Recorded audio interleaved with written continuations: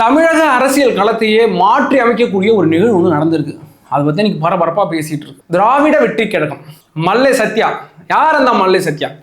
1994ஆம் ஆண்டு வைகோ அவர்கள் திமுகவை செங்குத்தா பிரிச்சுட்டு வெளில வர, பெரிய நிர்வாகி கூட்டத்தோட வெளில வர.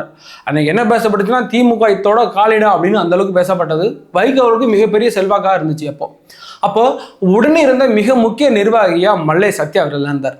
அன்னைக்கு திமுக என்ன குற்றச்சாட்டு வச்சுதுன்னா, வைகோ அவர்கள் மேல துரோகி அப்படிங்கிற பட்டத்தோட என்கிட்ட முரசொலியில துரோகி கட்சி அப்படின்னு தான் வைகோ அவர்கள் கட்சியை மென்ஷன் பண்ணாங்க. அந்த வைகோ அவர் எதற்காக முதல்ல பிரிஞ்சு வந்தார்னா, திமுக ஒரு வாரிசு அரசியலை முன்னெடுக்குது அப்படின்னால பிரிஞ்சு வந்தார். இன்னைக்கு மல்லை சத்யா அவர்கள் மதிமுக விட்டு பிரியறதுக்கு மிக முக்கிய காரணம் திரு துரை வைகோ அவர்களை முன்னிறுத்தார் வைகோ. அதனால இந்த கட்சியை விட்டு வெளில வர என்கிட்ட எல்லா செயல்களுமே துரை வைகோ அவர் தான் முன் நின்று செய்கிறாரு. இந்த கட்சிக்காக ஆரம்ப காலத்திலிருந்து வைகோவோட ஒரு தோளோடு தோல் நின்று நான் தான் வழி நடத்தி வந்தேன். இன்னைக்கு யார் துரை வைகோ நீங்கள் ஏன் முன்னிறுத்துறீங்க அப்படின்னும், அது மட்டும் இல்லாமல் மதிமுகவுக்குன்னு பல கோடி ரூபா சொத்து இருக்கு, அந்த சொத்தை கைவிட்டக்கூடாது அப்படின்னு வைகோ அவர்கள் துரை வைகோவை முன்னிறுத்துறாரு. அதனால தான் எங்களை வெளில அனுப்புறாரு.